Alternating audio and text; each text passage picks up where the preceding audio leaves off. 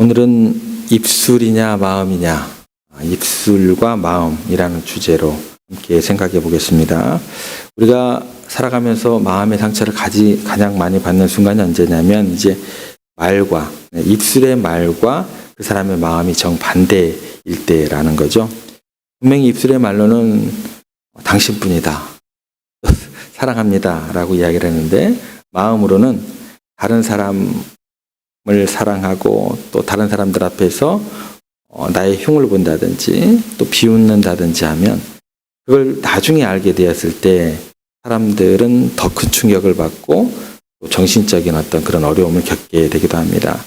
우리가 때로 하나님 앞에서 입술과 우리의 마음이 분리되어 있는 그런 따로 진행되는 그런 경우들을 우리도 경험하게 됩니다.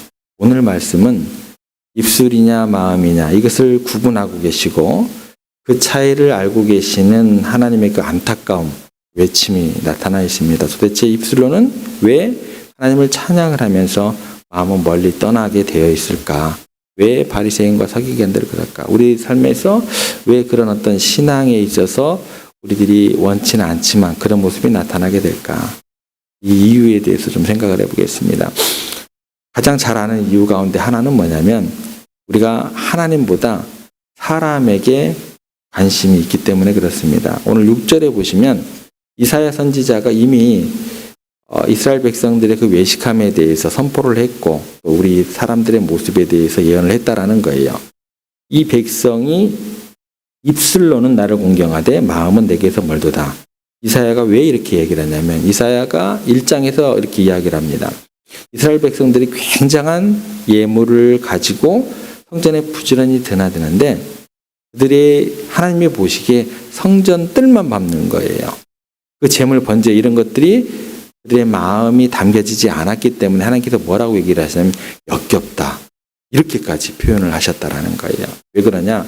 너희들 마음은 나한테 없으면서도 사람에게 보이려고 가지고 오니 내게 그 예물 자체가, 발걸음 자체가 합당치 않다, 그런 얘기를 하신 것입니다. 사람들이 왜 이렇게 입술로는 하나님을 그렇게 섬긴다고 하면서 마음속은 전혀 하나님과 관계가 없을까? 하나님보다 사람에게 관심이 더 많다라는 거예요. 거기에 사람들의 관심들이 모아져 있기 때문이라는 것입니다. 왜 이런 현상이 나타날까요?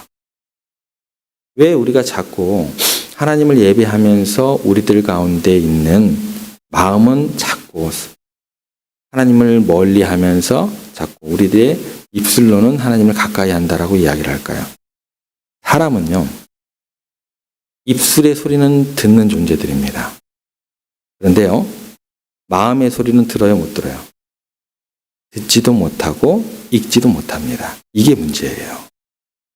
사람은요, 그래서 늘 자기 귀에 들리는 것, 그것만으로 판단하기 쉬운 존재들이기 때문에 그래요. 그래서 자기의 소리를 듣고 있는 사람들에게는 그럴듯하게 보이기 위해서 그렇게 하나님을 찾고 발걸음하고 예배할 수 있다는 거예요. 누구나 다 그래요.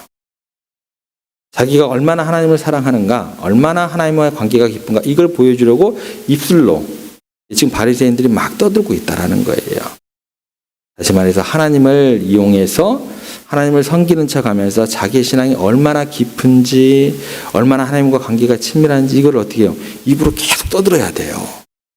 이것을 느끼게 하는데 관심이 집중된다라는 것입니다. 주객이 전도가 되어버려요. 이게 하나님의 입장에서는 굉장히 가슴 아픈 일이 된다라는 거예요. 왜냐하면 하나님께서는요, 우리의 입술의 소리도 들을 뿐더러 우리의 마음을 아시는 분이세요. 마음을 읽으시는 분이세요. 마음을 보시는 분이세요. 그래서 사무엘 선지자에게 하나님께서 뭐라고 말씀을 하셨냐면, 사람은 외모를 보거니와 나 여호와는 중심을 보느니라. 우리의 마음, 사람의 마음, 중심을 보시는 분이다라는 거예요. 그렇다면 하나님께서 우리의 마음을 엑스레이처럼 또 MRI처럼 고스란히 느끼고 계시고 보고 계시고 인식하고 계시는데, 그 하나님 앞에서 하나님께 전혀 마음이 없으면서 하나님과 특별한 것처럼, 하나님을 사랑하는 것처럼 사람들에게 보이려고 그렇게 외식을 한다면 하나님께는요, 차라리 발걸음하지 않는 게 낫죠. 그죠? 몇 배나 더 그 충격을 주고 아픔을 주고 배신감을 주는 행위가 된다라는 거예요. 그래서 예수님께서 바리새인과 서기관들의 잘못 중에서 가장 중요한 초점이 뭐냐라고 한다면 서기관들의 바리새인들의 외식하는 거예요. 외식하는 거예요. 입술과 마음이 왜 이렇게 다르냐? 어떻게 그렇게 너희들 잔인할 수가 있느냐? 어떻게 나를 이용해서 깊은 관계가 있는 것처럼 사람들에게 너의 신앙을 보이려고 하느냐? 이것이 더 하나님의 마음을 아프게 한다라는 거예요. 예. 그래서요, 예수님께서 바리새인과 서기관들에게 저주를 하셨는데 다른 세리나 창기들에게는 저주를 안 하셨습니다. 예. 결국 우리 신앙생활이라는 것은 궁극적으로 하나님의 마음을 느끼는 거예요. 하나님께 우리의 마음을 보여드리는 거예요. 하나님을 사랑하는 것. 이게 굉장히 중요한 우선순위로 올라가셔야 된다는 거예요. 그런데 우리들의 마음에 하나님의 마음에 관심은 없고 늘 사람들에게 인정받고자 하는 것들. 여기에 관심을 기울이는 경우가 굉장히 많더라는 거예요. 저는 그래요. 제가 담임 목사가 아니면 제가 하나님께 마음이 뭐 조금 들어가야 되는 건가요? 그래서 저는 호칭 자체를 웬만하면 공식 자체에서 담임 목사라고 할 필요가 없다라고 얘기를 합니다. 목사면 다 목사인 거예요. 성도면 다 성도인 거예요. 장로님이나 권사님이나 집사님이나 다 거룩한 부르심을 받은 존재들이라는 거. 그 마음 자체가 더욱더 하나님께 더욱더 나아갈 수 있느냐. 그게 더 중요한 거다라는 거예요. 하나님의 이 아픈 마음을 예수님께서 비유로 이렇게 표현을 하십니다. 한 성전에 바리새인이 올라가요. 바리새인은 성전 한가운데서 큰 소리로 외칩니다. 하나님 감사합니다. 저는 저 세리와 같지 않게 하시는 감사합니다. 뭐 일에 한 2번씩 금식도 하고요. 제가 좀 11조도 좀 많이 바치고요. 뭐라고요? 막 이렇게 기도하는 바리새인을 이야기하셨어요. 여러분, 기도는 분명히 하나님의 이름을 불렀고 하나님께 얼마나 충성을 하고 있는지 자신의 그 모습을 고백하고 있지만 실상은 그것은 뭐예요? 기도가 아니었어요. 뭐였어요? 설교였어요. 그리고요, 자기 광고였어요. 신앙생활을 그렇게 하면 안 된다는 거예요. 기도를 그렇게 하면 안 된다는 거예요.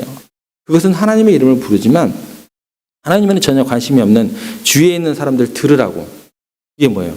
기도가 아니고 설교예요.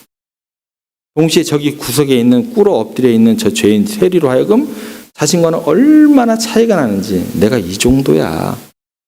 부각시키면서 그의 죄를 정죄하는 설교임과 동시에 뭐예요? 자기 자랑, 광고가 되는 거예요. 그러면서 자기는 뭐예요? 정작 나는 기도하고 있습니다. 라고 이야기를 한다는 거예요. 그러니까 기도를 하는데 기도는 하나님께 해야 되는데 온통 입술로 큰 소리로 떠들면서 그 중심은 내가 이 정도입니다. 저를 알아주세요. 자기 자랑에 불과했다라는 거예요. 여러분 대표기도 하실 때 특히 이런 중심을 놓치시면 안 돼요. 사람들 앞에서 기도할 때 은혜로운 기도와 그렇지 않은 기도가 어디 있겠습니까마는 정말 하나님의 마음을 감동시킬 수 있는 기도는 하나님을 사랑하는 마음이에요. 그분께 집중하려는 노력이에요. 기도를 통해서 설교를 하시면 안 돼요. 대표기도 하는데 설교를 하시면 저는 설교를 준비하고 있다가 저 설교가 나왔네. 이거 빼야 될까 저거 빼야 될까 이제 고민하기 시작하는 거예요. 하나님은 한마디를 통해서 10마디를 알아들으시고 중언부언하지 않아도 다 마음에 새기고 계시고 구하기 전에 있어야 할 것을 아시는 분입니다. 그렇기 때문에 대표 기도를 길게 하는 것은 성도들의 마음을 감동시키고자 하는 그런 영역이 더 많아요. 그리고 내가 이렇게 하나님의 뜻을 행하고 있고 또 감성을 또 풍부하게 표현하고 있고 그런 자꾸 보이려고 하는 마음이 더욱더 문득문득 우리들을 유혹하기 쉽다라는 것입니다. 그래서 하나님 앞에 나와서 대표 기도할 때는 평소에 열심히 기도를 하고 그 기도에 대해서 성도들의 마음을 담아서 그 예배만을 위한 그 시간만을 위한 집중적인 기도를 해야 되기 때문에 되도록이면 적어서 기도하세요. 적어서 기도하세요. 대표 기도할 때는 늘 하나님께 예배를 위한 기도를 해야 되고 준비된 기도를 해야 하기 때문에 되도록이면 적어서 하시기를 바랍니다. 아니요, 목사님. 성령님의 인도함에 따라서 하는데 어떻게 적어서 이걸 읽겠습니까? 그럼 성령의 역사하심이 없으실 것 같으시죠? 천만의 말씀입니다. 성령의 역사는요, 적는 것, 그 정성 가운데 더욱더 역사하시지 왜 않겠습니까? 준비하는 동안에 성령의 역사는요, 강렬하게 일어납니다. 제가 보통 설교 준비를 할 때요, 0부터 시작해가지고 001, 002, 003, 004, 0승 올라오기 전까지 번호가 넘버링이 계속돼요. 계속돼요. 기도도 마찬가지. 생각하면 할수록 기도를 준비하면서 적어나가면 적어갈수록 더욱더 그 문자적인 것들이 하나씩 단어 하나하나까지가 더욱더 내 마음을 성령에게 감동하는 역사가 더욱더 많이 일어나는 경우가 더 많습니다. 반드시 대표 기도할 때 더욱더 집중할 수 있는 내용으로 정갈되게 정제된 준비된 그런 대표 기도를 더욱더 하는 게 저는 더 좋다고 항상 가르칩니다. 반면에 이제 세리는 어떻게 기도를 했냐? 전혀 달랐어요. 세리는 감히 얼굴을 들지 못하고 얼굴을 땅에 대고 엎드려서 주여 나를 불쌍히 여기소서, 이 한마디만 반복을 합니다. 가슴을 치면서 주여 나를 불쌍히 여기소서. 지금 바리새인이 자기에 대해서 비난하는 소리, 나는 저 세리와 같지 아니합니다 라는 소리를 듣지를 못해요. 만약 그거 들었으면 어떤 모습이 나왔을까요? 벌떡 일어났겠죠.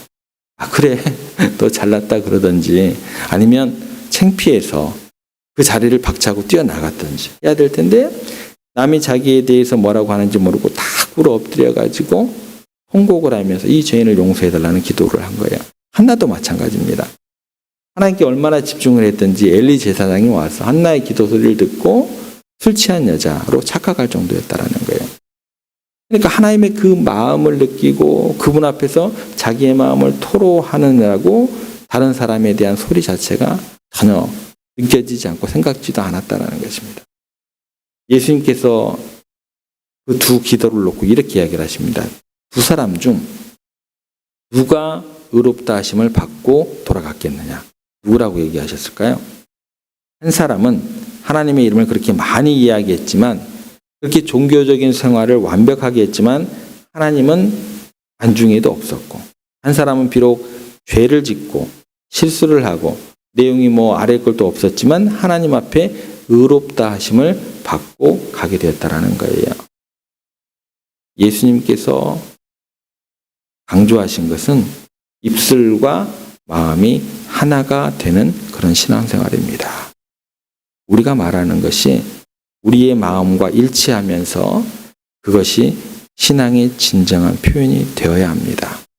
이것이 신앙의 본질입니다. 여러분, 그렇게 주님을 사랑하는 마음을 가지고 항상 주님께 나아오시기 바랍니다.